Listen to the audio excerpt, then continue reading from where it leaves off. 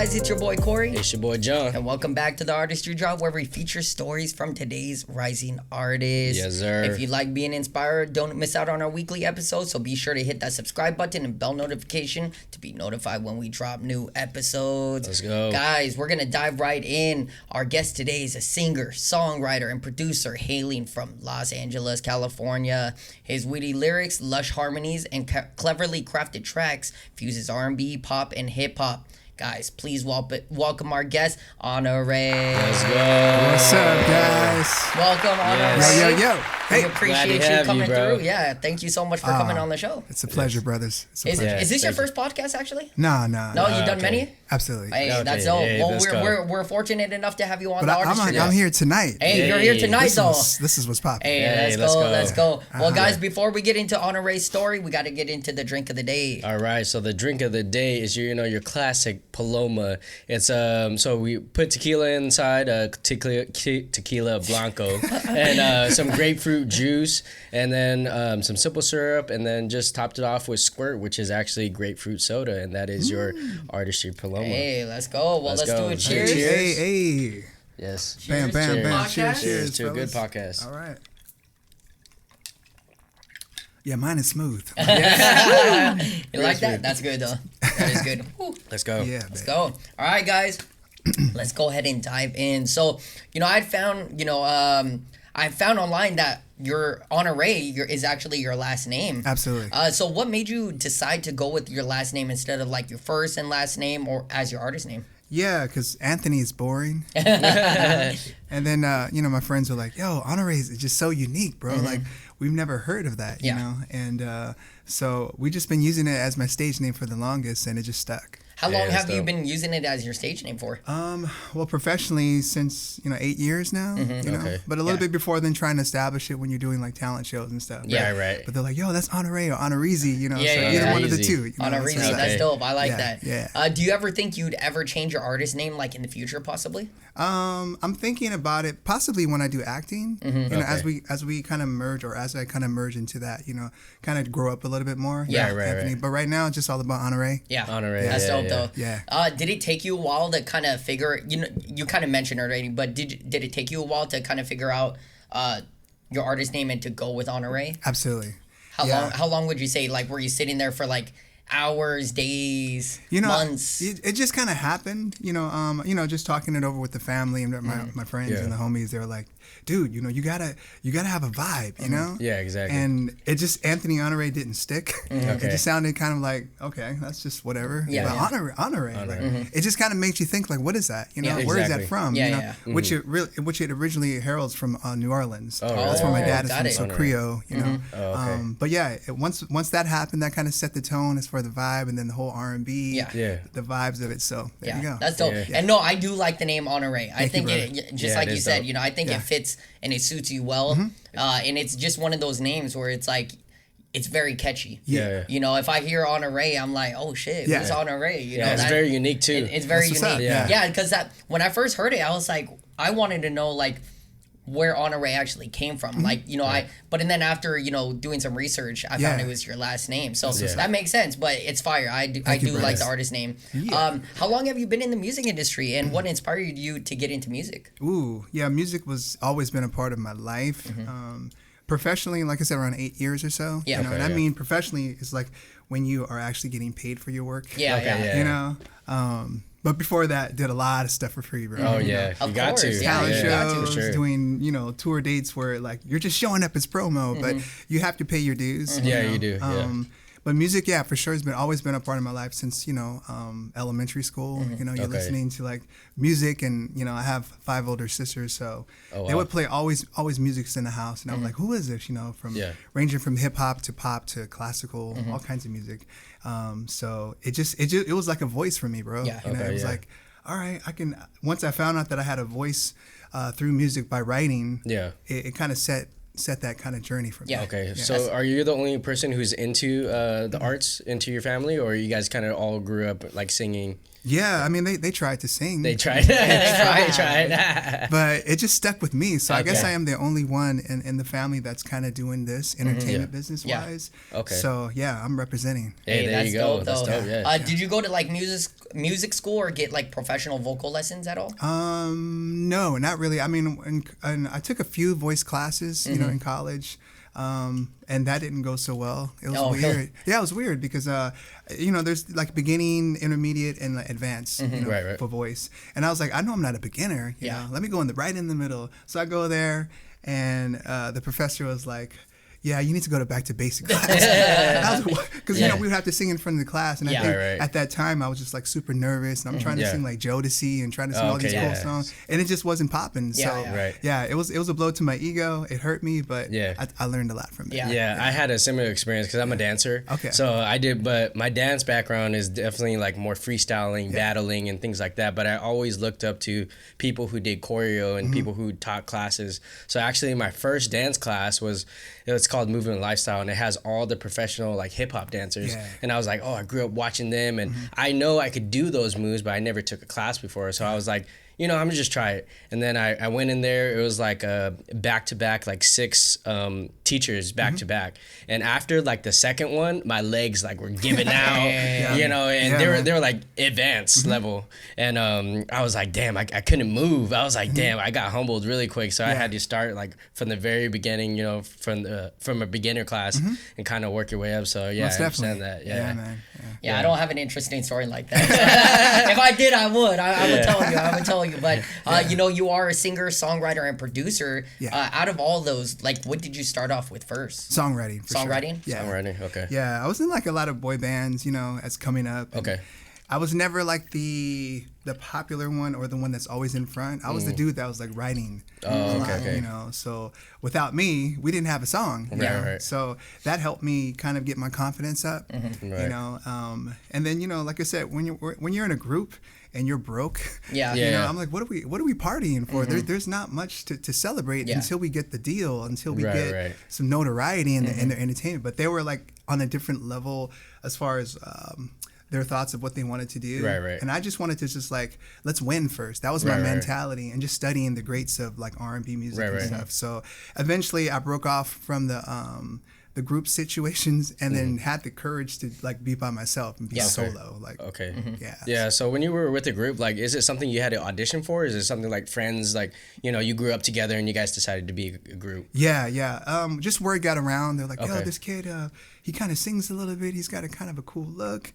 And it just kind of worked out that way. Okay. But I never really asked for it to be. Oh, okay, but I just wanted to be a part of something. So I guess within a group situation, like I said, Jodeci, you know, all Boyz II Men, all those classic 90s. Oh, man. New Edition. Yeah, that's definitely New Edition is like one of my favorites. Yeah, they're the goats. Yeah, they're definitely the goats. You know? You mentioned you've been in boy bands. So have you been in like multiple or like...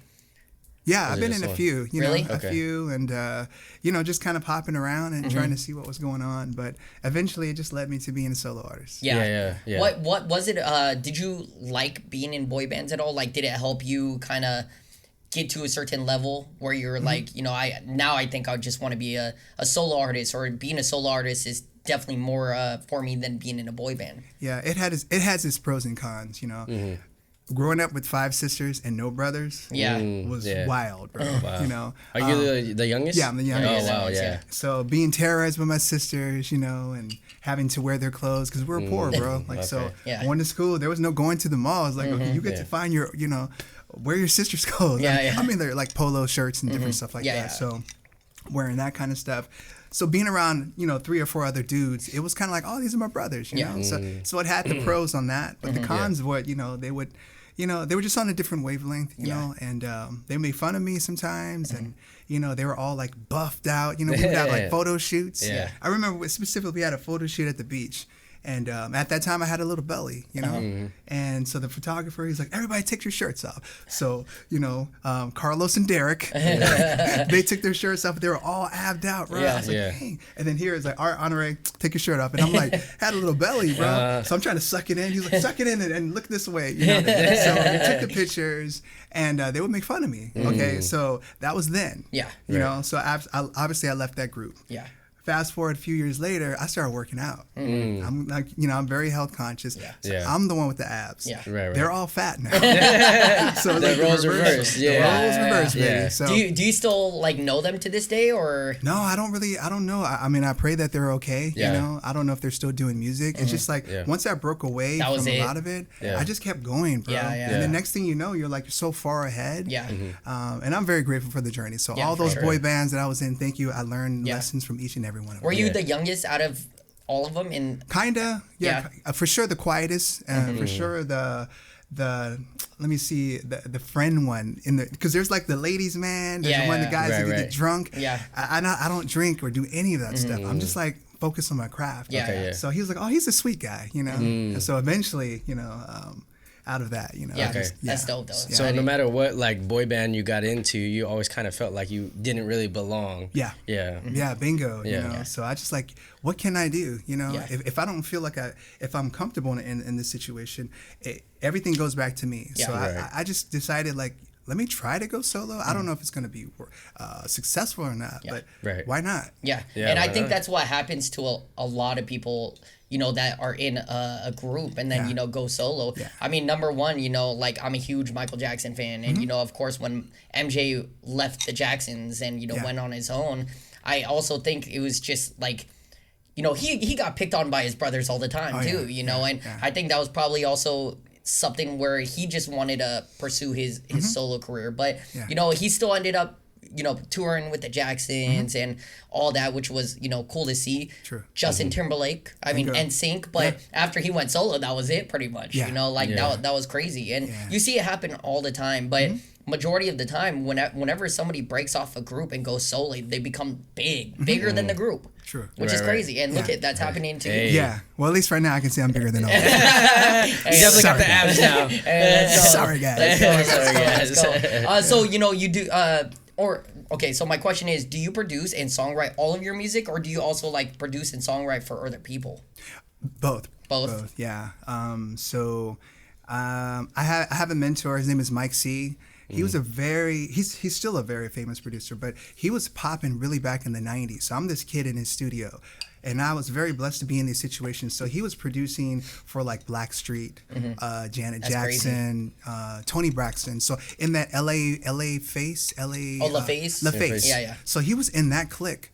And here I am, very young kid going to his studio and looking at all the boards and pushing buttons and stuff, and he would like throw me tracks. He was like, all right, I think you can write, well, you're 14 years old, write to these tracks and stuff. So that's what happened, and I just started to like embrace that whole vibe, like, yo, he's with Babyface. That's crazy. Babyface is crazy. Like the goat of like R&B, So he would tell me like, look, whenever you get money, you need to invest in your own equipment because you can't be coming here all the time. I got people coming in. I got Boyz II Men coming through. And I'm like, okay, crazy. I'm just a small fry. So I took that word. So when I went to the Philippines years later and I toured and I made a little bit of pesos, I came back and I invested in some equipment, got a little keyboard, and then learning how to do tracks and learning about chords.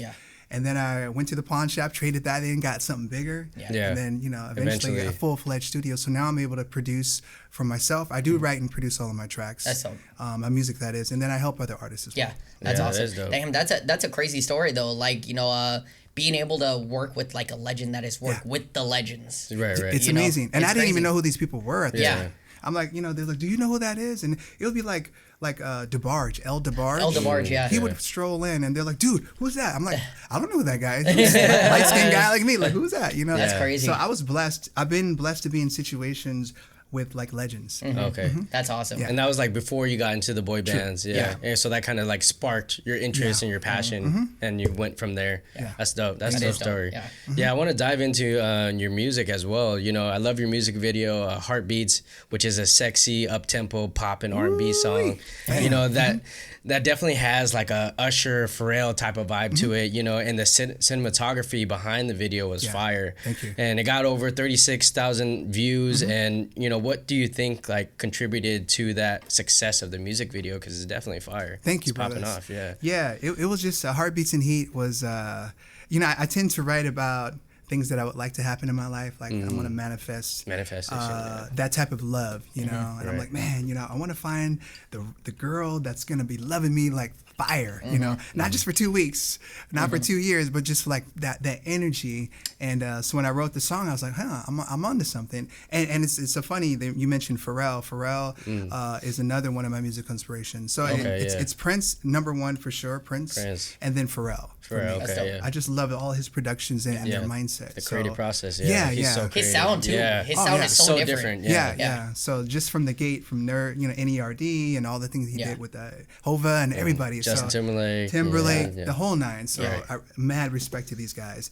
But yeah, just having that sound, you know, and then when we filmed it, you know, it was actually during COVID. So we were trying to figure out like how can we maneuver, because I was like, you know, when you have something hot, you just want to release it. Exactly. But you don't want to release it on deaf ears. You want to have some type of marketing plan on it and strategy. So, but we filmed it, you know, I didn't have the 20, 50 people that I wanted in the video. I wanted the whole shot on the rooftops of LA popping. The COVID just said nope. For all of us. So we're on set and they're like, you can only have 10 people on set, and that's including your director and your DP and everybody. So it was a very small set, but I felt like it came off pretty well, you know, and I'm very proud of it. You know, it's just one of those things like, oh, this is Honoré. Dope. The quality is definitely there too. You know, you mentioned a little bit of the vision of the original vision of the video.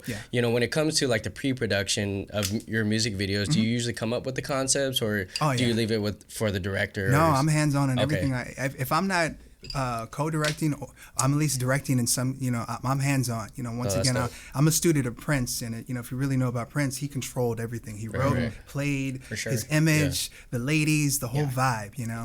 And so I do my best to kind of pattern those kind of like mindsets, you know, different things. So every time I'm writing a song, I think of a video for it, you know? So it's just like, okay, what would that be like, you know, and how, you know, so you know what, that and that's the thing, because you know, I shoot music videos, you know, we pretty much shoot music videos, and like what I always say is like the artist is the one that paints the picture, you know, but there are times where literally an artist just doesn't know what they want for a video, so they'll pass it off to me, and like I gotta come up with the concept, you know, the vision and everything, and then you know, pass it back to them. If they don't like it, then I'm like, this is your song, like you painted the picture, like you should know what you want, you know. So that's why I always give props to artists that actually know what they want when it comes to their music videos, because it should come from the artist.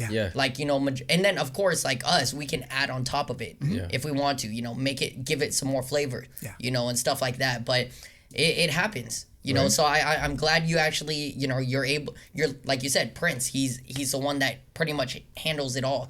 He wants all his vision like on the board, on the table. Absolutely. Yeah, you know? And it's dope. The outcome is so much more fire when we can feed off of each other, you know, rather than it just being so one-sided and then you're just there. You know, the more that the artist can give us, the more we could give back. And then just build on top of each other, and then the outcome is like, it's like way better than what we imagined. That's right. That's how it is. Yes, sir. You know, I always got to ask this question whenever I bring the Filipino fam here on the show, but do you think as like a Filipino artist, has it been hard to break into the music industry?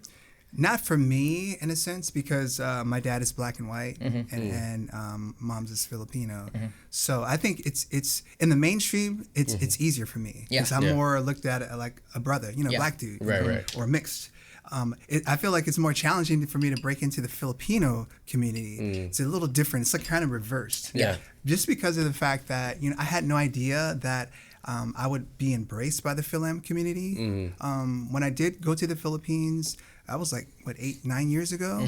And it was because I had did a remake of Let's Stay Together from Al Green. And I had met management, and she's great. Riza Pasqua, shout out to her. She's really, really huge. She said, I'll take a chance. Well, let's send it out there. Let's see what's up. And it just started blowing up on the radio. And this is in the Philippines? In the Philippines. Okay. On Magic 89.9, all these cool things. It was like number 3, it's number 2. It was up there. So it caused this like wanting, like, who is this kid from LA? Like, who is this guy? So when I went to the Philippines, you know, we did a lot of the TV shows, GMA7 shows, the Araneta Coliseum at the time, and it was great. It was a great experience. But people were like, "Are you really Filipino though?" Like, they were kind of looking at me funny style a little bit. You know, I'm like, why would I make this up. This Yeah. is not a joke. This is for real. Yeah. I Right, do right. have a Lola. Yeah. I know Right, about adobo and all that stuff. yeah. But I just happen to be a brother, you Yeah. know. And this is before Bruno Mars. Yeah, this exactly. is I before was gonna her. mention that. Yeah. So they were like, it was interesting, and Yeah. I think I can't escape my Americanisms, and you know, I'm just like I got the vibe, you Yeah, know? yeah. And you know, Filipinos sometimes they're very Yeah, by the know? book, structured. yeah, you know, at least in those arenas. And I didn't Right. know how to maneuver as I didn't know how to be savvy enough. I was just more like, yo, you know, like I'm from LA. you know, but I think that the challenges then till now it's definitely gotten easier because there's more mixed kids like myself. Right, Yeah. right. And it's Bruno and her, you know, it's just all Paving these, the way, yeah. they're paved the way for artists such as myself. So I'm grateful for it all. Yeah, for Right. sure. Yeah, you know, even like me, I'm white and Filipino. Bingo. You know, white and Filipino, and but a lot of people think I'm Mexican. Yeah. That's the thing. I get Literally, that too. I know I look Mexican and stuff like that. So if I was to go to the Philippines too, you know, Yeah. I'm hoping to go there very soon. But if I was to ever go there, people are probably gonna look at me weird too Yeah. and think I'm like Mexican Right. or you know something like that. But at least you know like. I do know some of the simple Tagalog words, True. so I know if somebody's talking shit. Yeah. I got my fiance full Yeah. Filipino. Oh, bingo. Yeah. She speaks Tagalog, so she knows if they're talking There you shit. go. So. Baby, they're talking about you. exactly. Go get 'em. Exactly. See, you know that's what I'm talking about. Most definitely. But you know, now knowing that you are like, you know, you're mixed as well. Yeah. What do you think should be done so we can at least like us, like as mix or even just a full Filipino, like what can we do to get our eyes more on us as a Filipino, like Absolutely. you know, artists out here? Yeah, great question, brother. You know, I just think that we, the community, the Phil-Am community, at least here in LA, it's great. I've is. been, I want to say about 2 years ago, I was like, let me try to get back into the community, the Phil-Am community that is, because I was just more mainstream. Yeah. I had more fans here in LA, the US and UK, but the Philippines, it was different. You know, Yeah. I just didn't feel like I cracked the code on that. You know, because I'm like, I'm never gonna be this. I'm never gonna be that. I know a little bit of Tagalog. You know, I do have a song called Kapiling Ka. You know, people trip out when I'm like, you know, singing. Like, damn, You're singing in Tagalog. Yeah, you know. So He's one of us. What? I know, right? But I felt like I wanted to give it another shot, you know, during COVID. You Yeah. know, like why not? Like, Yeah. So since then, they have been embracing me. They get to know me. So now Okay. I'm like, I go to these events, like, oh, that's Honoré right Yeah, there. yeah, you know? yeah. And they know what to expect. Like he's the R&B dude. Yeah. Yeah. Okay. That's dope. There are R&B dudes like Jr. And Chris Lawrence. I don't know. Yeah. They're popping Yeah. over there. Yeah. I knew all of them. Like we grew up. I was there when they were like starting their Yeah. careers, and Okay. the reason why I didn't continue with it is because my dad passed away. Oh. So I had to come back to the States, and then I'm like, "Mom's, you know, like Dad's not around. Let me take care of you." Yeah. So I was already kind of feeling a little salty towards the Philippines. Yeah. Right. And then the dad passed, so I just took a break. Yeah. You How know? long did you live there? I didn't live there Oh, at you all. didn't live there? You were just But I visiting? toured there. Like it was Touring. like once we hit the ground, it was like a week, 2 weeks of like, okay, you're gonna do this show. You're gonna go here. okay. A huge itinerary of all, you know, because we were opening up for the Pussycat Dolls Oh, with really? Nicole and the girls. So it was like a major big thing for me. So Yeah. if I would have stayed there, who knows? I know, Could have yeah. happened. But you know what? Life happens. happens, You know, yeah. and I'm like, I may have missed that train or that boat. You Yeah. know, but then there's always another boat that comes after, Right, right? right. So I feel like now I'm more seasoned. I got myself together. You Yeah, know, yeah. I know my dad's proud of me. I got this new album, Purple. Got the whole vibe, and I feel like I don't have to be like anybody. I Yeah. don't have Right, to be the next Usher or Timberlake. I can just be the next Honoré. For sure. And this is what I'm bringing to the table. Yeah. Yeah. It's crazy you bring up like Chris Lawrence and all that because I used to listen to them Right. growing Yeah, up there you as go. well, you know, Yeah, and same. it's crazy because I don't know, are they still doing music? I haven't- Absolutely. Are Yeah, they? they're popping. They're like the kings and princes of, Yeah. of R&B for the Philippines. Yeah. So they're selling out everywhere. Yeah, I haven't kept Yeah. up with the honestly, I haven't kept up with a lot of the artists in the Philippines. The only one I've been keeping up with is like the newer gen, like Yeah. James Reid, Yeah. and you know some other Filipino artists that are also blowing up here in LA yeah. and stuff. You know, Yeah. but yeah, you know, you definitely got to give a big shout out to like the old Yeah. school Filipino artists and stuff like that. Yeah. So Yeah, it is dope. I'm not Filipino myself. I'm Lao and Vietnamese, but I grew up with Filipinos, especially back home in Seattle. There's so many Filipinos out there. Oh, yeah, man. And everyone's fucking talented. They can sing, dance. They got the whole 9 yards. Everybody can sing. Yeah, exactly. Everybody's talented. I think Filipinos are gonna be the next wave since like K-pop, you know, and Koreans are like, you know, paving the way for the Asian culture. You know, I think Filipinos are right behind. Oh yeah, them. they got the P-pop popping right now. Oh yeah, exactly. Especially with Joy Coy and, you know, a lot Bruno Mars, like a lot. It's already there. Yeah, it's already there. Here. You know, the biggest artist right now is Bruno. Yeah, so. Exactly. For sure. So it's definitely gonna get there. Yeah, most definitely. You know, so I want to get a little bit, a little deeper here. I think art, you know, is an extension of who we are and how we feel, and is a reflection of who we are in general, you know. And almost every artist, you know, has that like turning point where like the light like just switched on for them and the gears start turning, and all of a sudden they knew like this is where they wanted to be for like the rest of their life. Was there ever a point in time for you where that kind of happened? Yeah, I want to say actually just recently. Oh, really? You know, maybe about a year or so ago, or, you know, during COVID, I think. You know, and it continues to evolve. You know, I think we're all growing as we speak. You know? But I just feel like, where do I fit in any situation? I'm never going to be fully black. I'm never going to be fully white, and I'm never going to be fully Filipino. I do R&B music. This is the vibe. And just everything that I stand for, just like figuring it all out. And then I had a very good conversation with a branding specialist. And he just told me, he was like, look, Honoré, when you're marketing yourself, you know, we already know you could sing. We know that. We know you got a cool look, you know, we know the vibe, but take away all that. What else do you stand for? You know, this is going to help you brand and attach yourself to other demographics to build your fan base. And he's like, so what else are you passionate about? So, you know, I'm very passionate about being mixed. Yeah. There's a lot of mixed kids who felt the way I felt, and maybe you're like, they don't belong. Confused. Like, I don't know what the heck am I, my hair is curly. Why is this guy looking like this? I'm also a vegan. I've been a vegan for the longest. I don't drink and don't smoke. So I'm very different, like the norm. But then I'm like, these are all of my superpowers that makes me different. I can still get lit and turn up just like any situation, but not having to like, you know, throw back a few. Music is your marijuana and your alcohol. Your drug, bro. And when you see me in concert, you think like, this dude is lit. Like I have so much energy. You know, I'm just high off life, a natural vibe. So these are the things that make me, that I've embraced. You know, and I'm like, it just hit me, just like it just sparked, like, yo, these are my demographics. So as an artist, who can I reach out to? Other people who are vegan, other people who are mixed, people who don't drink or smoke but still want to have a good time. And I'm not boring, you know. Like my life is pretty nice, you know. And grateful for it. So it just hit me, and then just embracing like, this is who I am. I can never be, and I don't ever want to be like anybody else. And then I think with the industry, they're always like, you know, you're going to be the next BTS. Like, that's the worst thing that I feel like any company, but they're looking at not you, they're looking at what's popping right now. What's successful, SB19, Blackpink, all these people. Like, there's no way I'm going to do that. Or you want to be the next so-and-so. For sure. So and that's why I've been independent for so long, because, you know, you have the ability and the freedom to be who you are and explore those possibilities. That's an amazing answer. I like it. I gotta give you some round of applause for that. That was so inspirational. That was definitely inspirational. Being, you know, you explained the overcoming the struggle of being different, but also you realize that like that's your superpower. That's what you embrace, and that's who you are. And you know, I think a lot of people can really learn from that. Is like being different is okay. You know, it's the beauty, bro.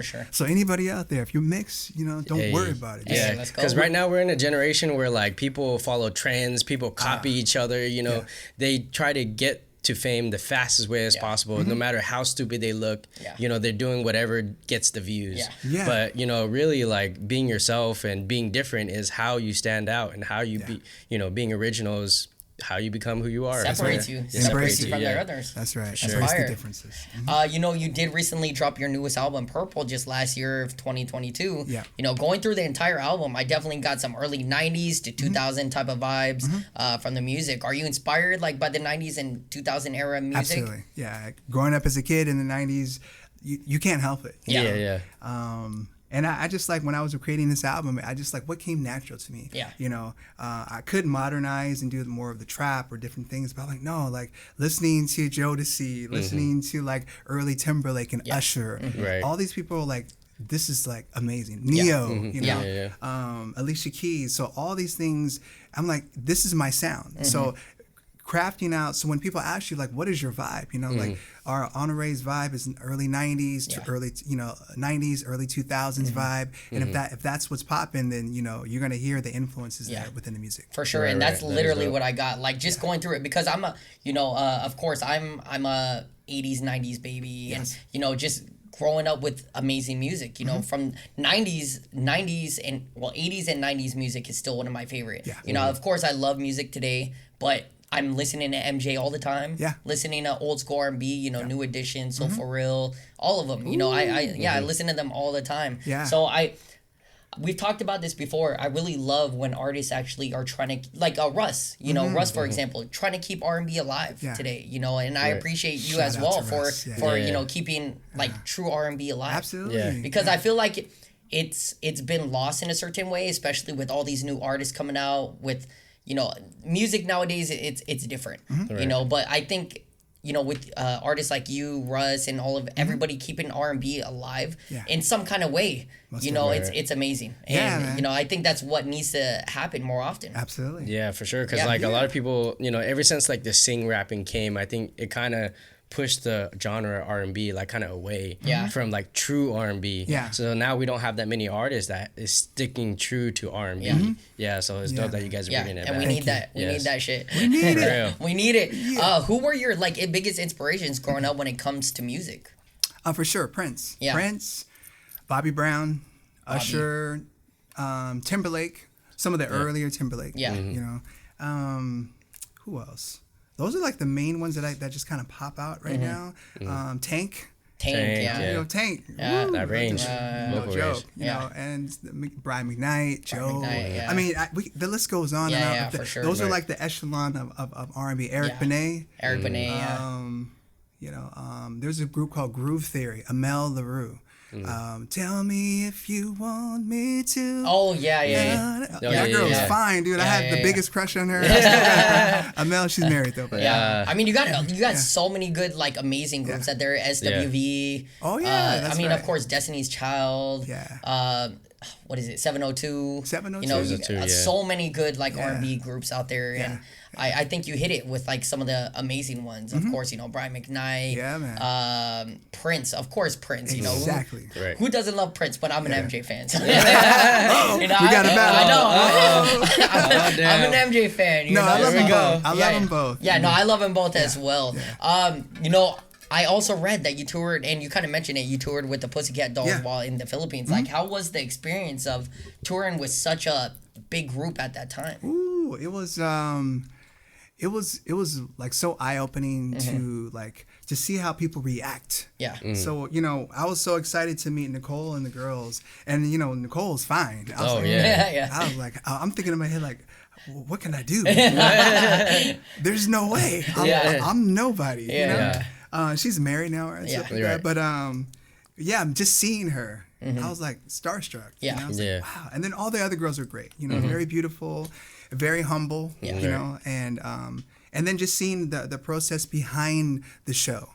I'm really like the production. I'm really about that. It's like people see what they see. They see the 3-minute video or they hear the 3-minute song, but they don't realize unless they're in it like us, the process of like conception to planning, lighting, timing, everything, bro. So I seen it and I'm like, wow. And then being in the Araneta Coliseum, it was amazing. It was like the Staples Center at that time, and just being there. And then they were like, okay, Honoré, it was me and a couple other dudes. And then I'm out there by myself in front of like 20,000 fans. That's crazy. Damn. Me, and I wasn't even nervous. I was nervous a little bit. I'm not gonna lie.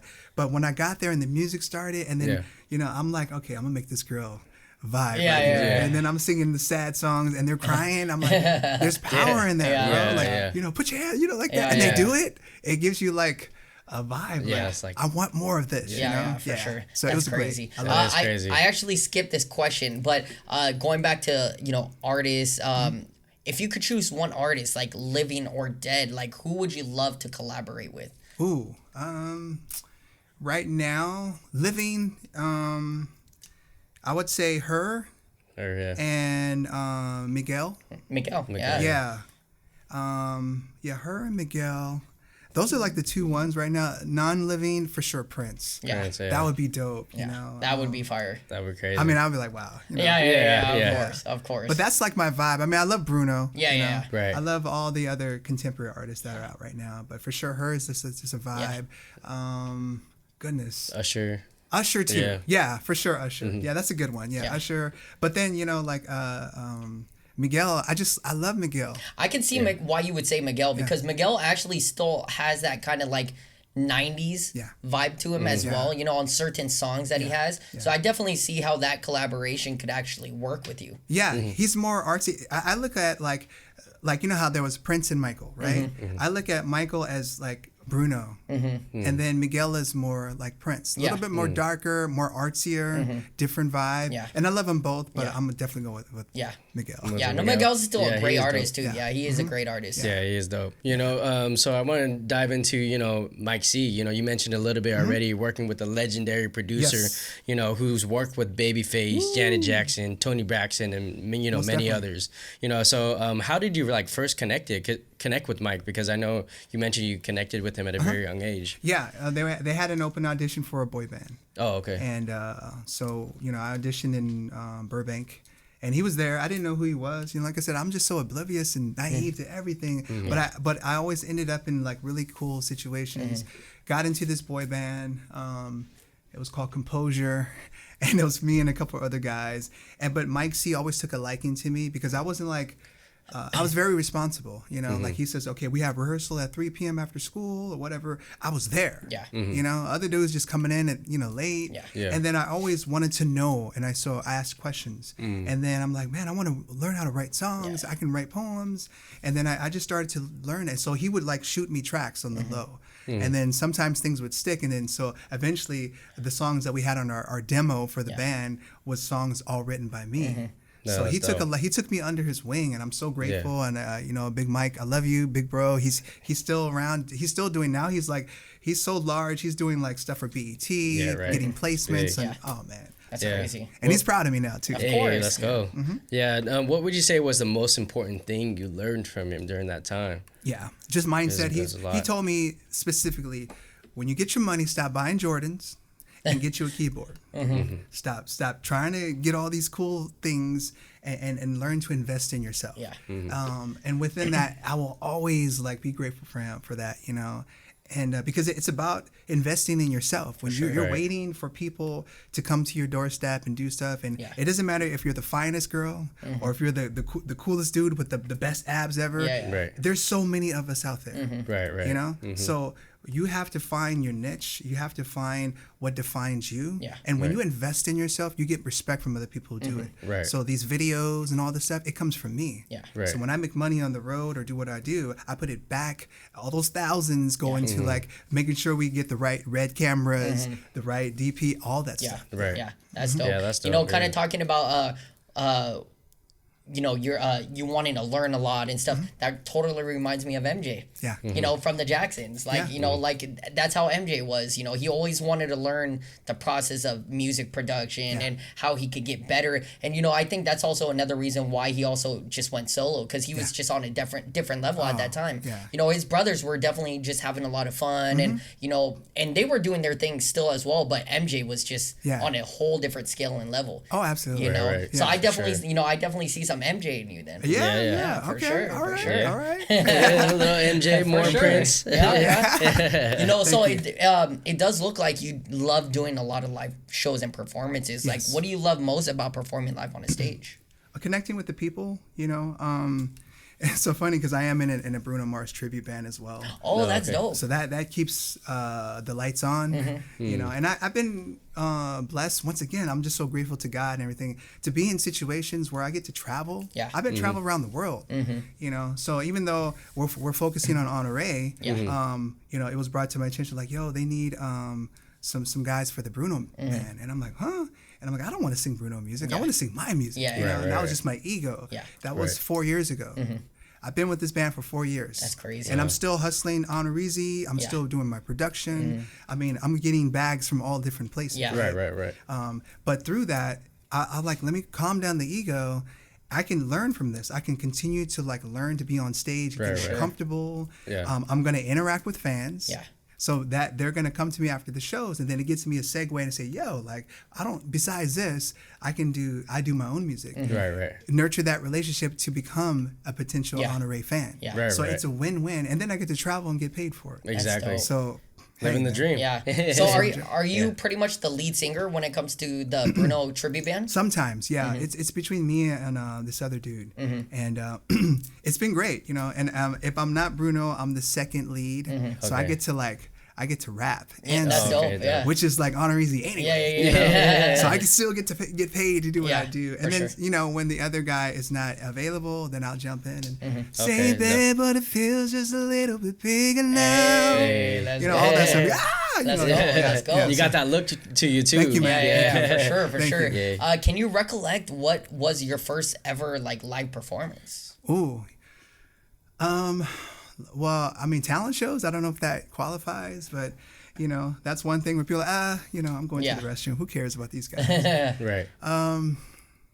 There was another one in Houston, because I went to school in Houston, and there was like this place where all of us kids would go after school, and we had this talent show, and actually we did Boyz II Men. Oh, dope. I'll make love to you shoot. like you want me to, and I'll hold you tight, baby, all through the night. You know, so we fire. did It that. didn't sound that good back then. I was like, I'll make love to you. Yeah. You still going through puberty. I wasn't even like the lead. I was so nervous because there was this one girl that I really had a crush on, and I was the dude to sing, but I was like right before the show, I'm like, no, you take the lead. I'll just be in the back, and I regretted it because we didn't hook up or anything. But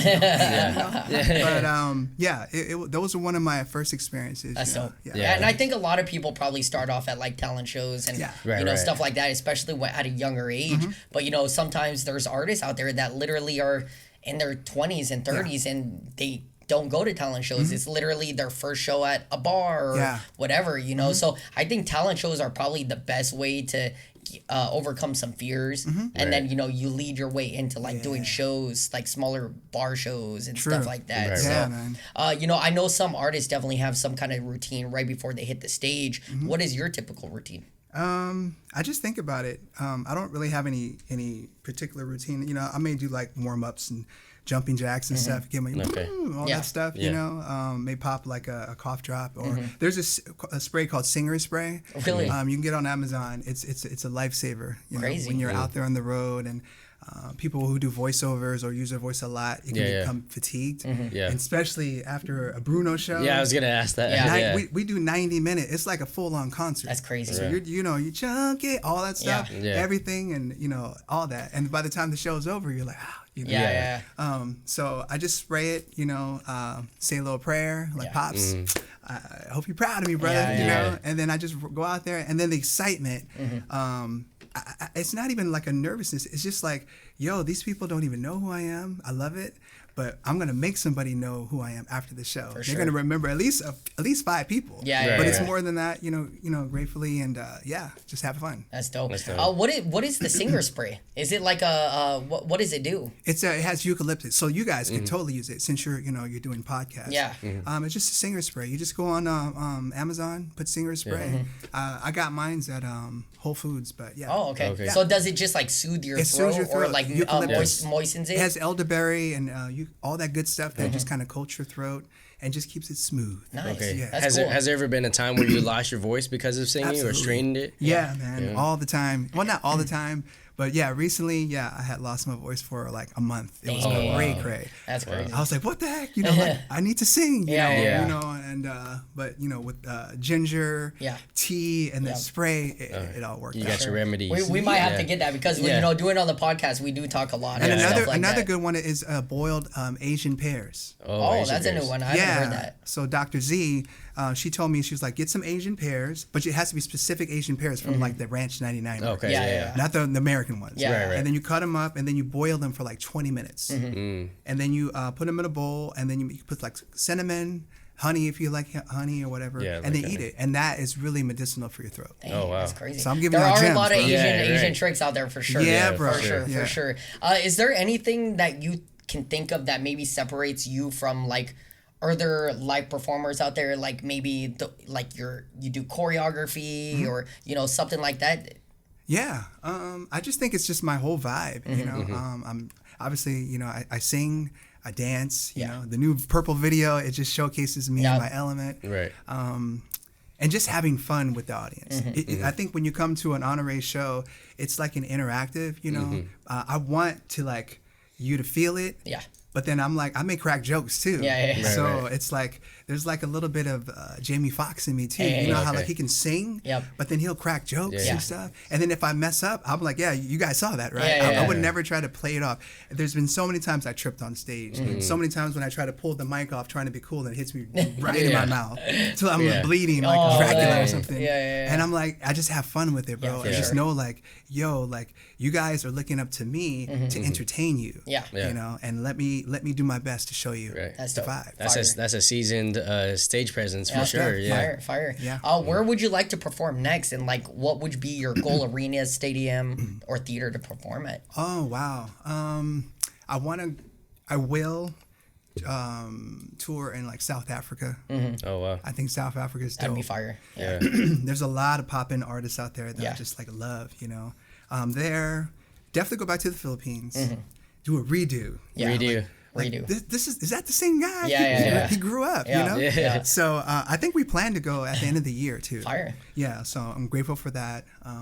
Definitely want to do like Tokyo. That'd be Oh, dope. yeah. I think that'd be Tokyo is dope because I love anime. I love for sure. robots. I love the whole vibe. Yeah. You know, anywhere where they'll have me, bro. Like even on the corner, we can go outside and we can sing. I'm not like.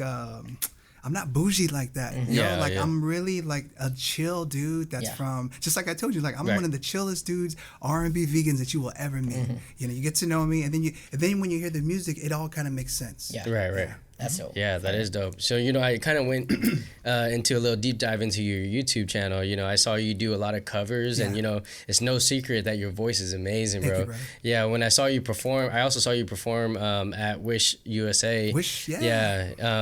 And you did amazing. Have you ever considered about like entering American Idol or like The Voice or competing like that at that level? Yeah, that's been asked. I've been asked that a lot. I bet. I'm sure. Yeah. I think every singer gets asked that. Yeah, you should do it. It's exposure. Yeah. I mean, I don't know. I may be open to it. At first, I was like, nah, I'm not a very competitive person. Right. And I have several friends who have done it. Yeah. Okay. So just know that there's the light side and there's a dark side to be in that arena. For sure. And when you're locked into a contract and you can't do certain things, it kind of like, it wasn't as attractive to me. Right. I mean, I get it. Like, you don't have to win. All you need to do is just represent, and you're gonna get all this exposure. Right. So I mean, I'm open to it. If it opens up and there's opportunities to really do it, I may do it. But it's not something that I'm running to right now. Yeah. I feel like I'm gonna continue with this journey that I'm on. I mean, we'll see what happens. Yeah, for sure. That's what speaking about the dark side, we've had artists on here who's been on TV and they talk about the dark side. So we definitely understand how like it also can be controlled about like who's winning and things like that. Yeah, man. So it's not about like just pure talent. Nah, yeah, it's it's all a showbiz. Yeah, But also, it's just like TV, like in general, like once you sign a contract, like that's it. They can control what They own you. They own you. you. They can control what they see on TV and make you look bad and make you look good. Yeah. Vice versa, and So that's the thing that it's like, sucks. Yeah, it's a give and take. Yeah. But speaking about TV, have you ever thought about being an actor? Yeah. That's another thing that was always like pitched to me, like, yo, you could be a model, you could be. I'm like, I am not no model. I do not look like someone. So I just never thought of myself like that. I just thought I was just a regular, ordinary dude, kind of coming into my own, more of an ugly duckling, you know. So now that I'm, working out a little bit, doing a couple push-ups, I'm open to it. And it's funny because I actually got a lead role into this horror movie. Okay. A big production that's going to be coming out soon. We're going to be filming. I'm excited because I love horror. Yeah. Bingo. I love horror. Yeah, so it's a really interesting script. They wrote it for me. Shout out to Aaron Minto. He's the producer and writer and director. He's amazing. And we were talking during COVID. He's like, "Oh, yo, Honoré, I've been wanting to work with you. I got this script that I think is going to be perfect for you. And I know you love horror movies." I'm like, "Yeah, I love horror movies." So it's really dope. You know, and I'm really excited about it. I would love to see you in a horror film. Are you able to? You probably signed an NDA, so I know you probably can't talk too much. I mean, what I can say is it's basically set in the 90s and 2000s. So basically, I'm a producer. I'm an up-and-coming producer. Music producer? Music producer named Nelson. Prince Rogers Nelson. Oh, sure. Okay. It's a lot of Prince in Is this supposed to be based here in LA? Yeah. Okay. So you're almost playing yourself. Yeah. So basically, it's we're here, and then he's on this podcast with two other dudes, you know, and then somebody busts through the door, and they're like, no, you're talking about right now. That sounds like too much like right now. We doing this right now? Some ghosts can, I was like, that sounded too much like what's happening right now. Yeah. But it's dope though, because like I'm an up and coming producer, and I want to get my music on this feature horror movie, this vampire movie, and I'm doing everything I can to come up with like the bomb song that's just ready to go. And then the main dude of the movie is like, "Yo, that's not good. I don't like that. If you can come up with something better, you have 24 hours." And I was like, "What?" So basically, so I have 24-hour deadline. I find this cassette tape from the 90s. From this girl. I can't say her name, but she was a really great voice. She had a demo of a song, but she never finished it. I found somehow I get this tape in my possession. I find like a cassette player. I'm like, there's no cassette players in 2000. But I find it, play it. I'm like, yo, I'm gonna finish this song. Finish the song. Awakens her spirit from the 90s. She's trying to come and get me, bro. So she's a ghost. She's a ghost, bro. Oh shit. So it's a haunted tape. Yeah. Okay, so it's like almost like a paranormal film. Kinda, yeah. Because I love that shit. That's my kind of shit. It's pretty dope. So it's very interesting. It's very entertaining. I get to play like this kind of like dude that's not really that popular, kind of like me. So it's really great. And then it migrates with all like the music. So I wrote all the music for the movie. Fire. And so I can't wait, man. Has production taken place already? Not yet. Our lead actress is in New York right now, so it's just about scheduling. Yeah. So all of our itineraries are cray. So can you tell us if she's a big actress? She's well known. She's popping. She's popping. That's what I can say. Hey. She's great. I'm excited then. Yeah, man. Definitely keep me updated. I definitely want to watch. We may have to have a podcast soon. Hey, let's go. Part two. Part two. We'll have like a live reaction of the Most film. definitely. Most definitely. Yeah, that would be dope. Yeah. You know, going back into you talked about, getting into fitness, but you talked about it very lightly. I think you were being humble about it, but I seen some videos. You work out. Thank you. Because I'm a gym rat myself, so I definitely see you did your research. Game recognized game. Yeah, exactly. But not only are you into fitness, but you're vegan as well, as you mentioned. At what point did you decide to like focus more on your health? I've always kind of been health conscious. Been a vegan for 5 years, since 2018. Before that, I was a vegetarian since a kid. Okay. The reason why is because 6 or 7, I think 7, Dad was like, okay, peel this shrimp. Because Creoles, they make this dish called gumbo. Oh, I love gumbo. There's like shrimp, so he gave me all the shrimp, and I remember it so vividly. I'm peeling it, and the next thing I know, I started breaking out. I can't breathe. Yeah. I thought I was like gonna die, and my sisters was like laughing at me on the side. I'm like, yo. So I found out I was allergic to seafood. Damn, that sucks. I know, for you guys, right? Yeah, right. and then I was very picky, dude. Like my Lola on the Filipino side, she tried to make me Filipino food. I didn't like it. I didn't like it. Disrespectful. I know. And she would have it on the table.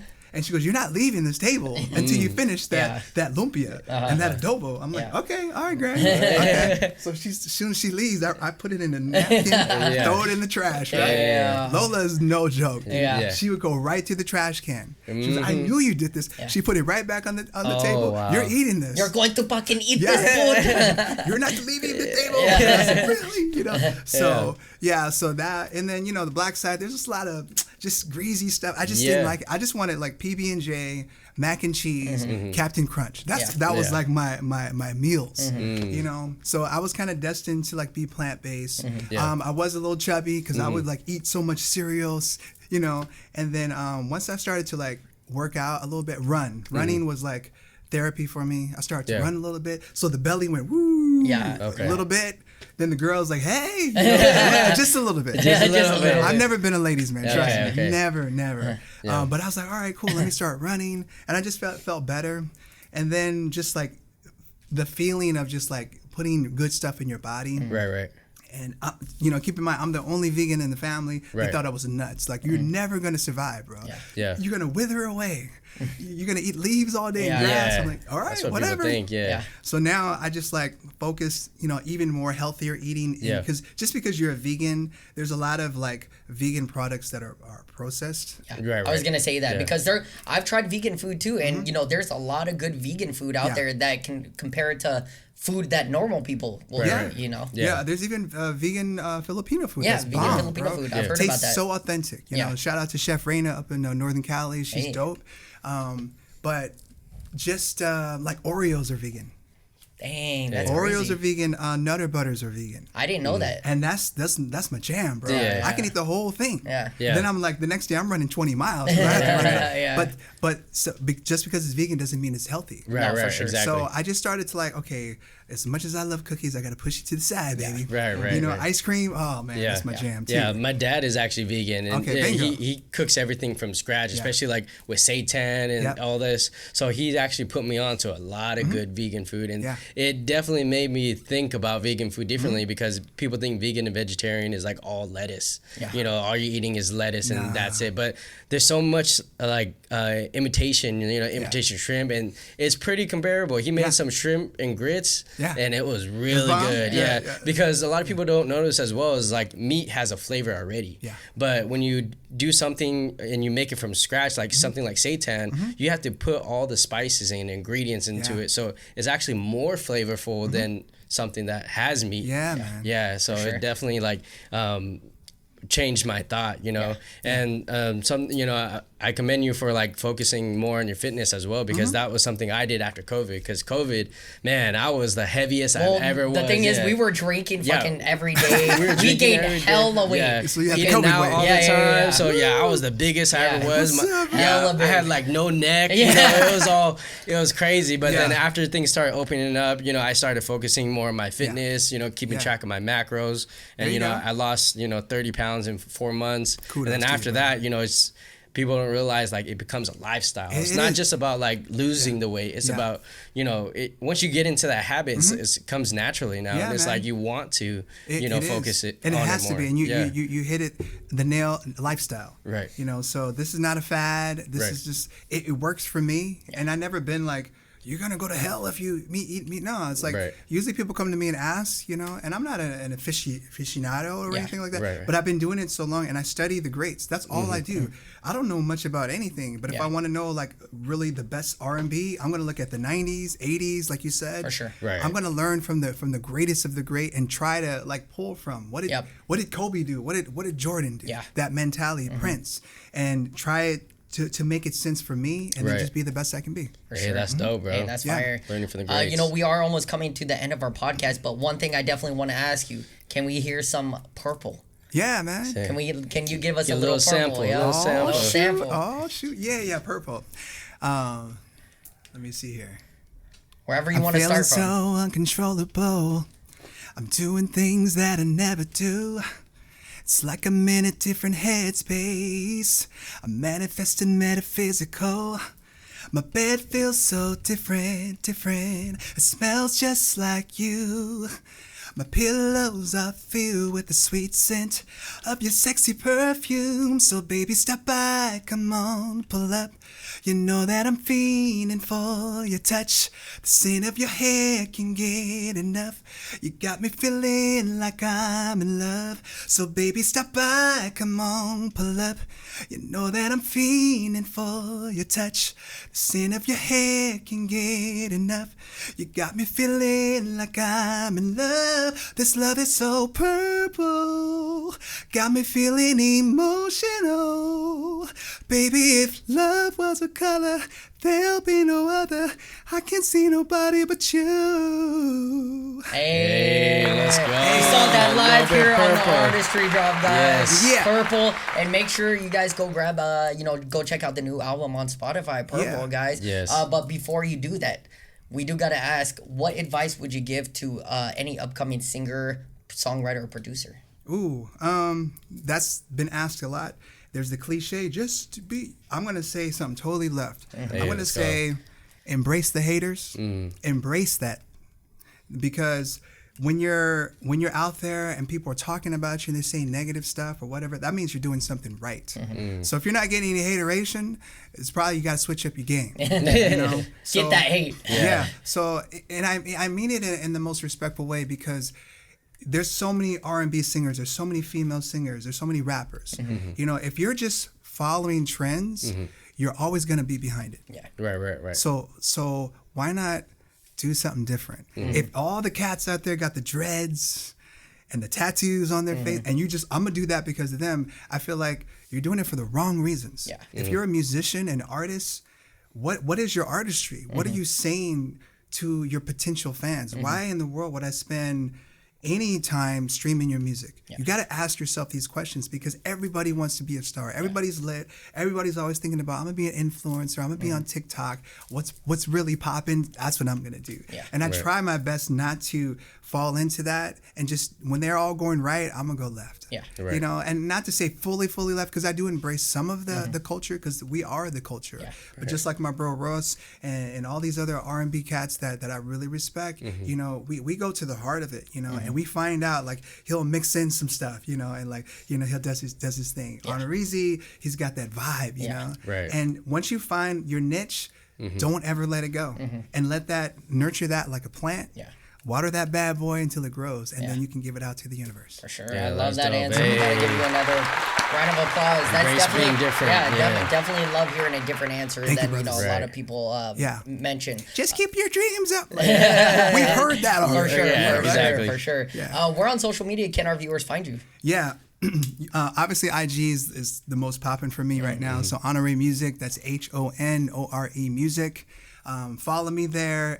Send me DMs. Listen to, you know, you see my story, see the journey. It's very authentic. You know, I'm very transparent with that. You know, you see the veganism, the working out, the music, the positive vibes. Right, exactly. If that is your thing, then I feel like I'm an artist for you. You know, if you're mixed. You know, go there. You know, and you hear the music. You know, it's on Spotify and all the platforms.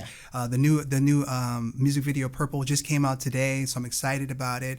And it's fire. I checked it out. Thank you guys. Thank you so much, guys. And just being an advocate for positivity, fun, sexiness. Purple, Honoré. Hey, let's go. And of course, guys, we're gonna put all of Honoré's stuff in the description box below. But Honoré, appreciate you coming on the show once again. Appreciate you, bro. Thank you so much. We loved having you on the Artistry, baby. Hey, let's go. All right, guys, we hope you enjoyed this episode. If you're not subscribed to our YouTube channel yet, it's Artistry Job. If you're not following us on Instagram, you can find us at the Artistry Job. And if you prefer just listening, you can stream all our episodes on all major podcast platforms. And we'll see you guys on the next one. Peace.